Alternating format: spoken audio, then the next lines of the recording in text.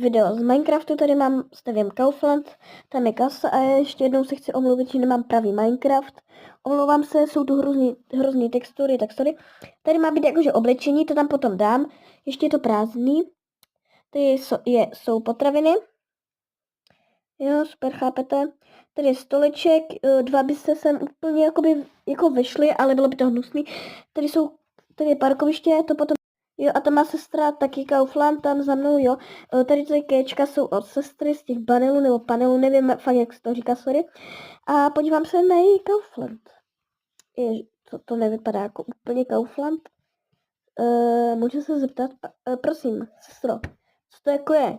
Chleby, nic, polívky, nic.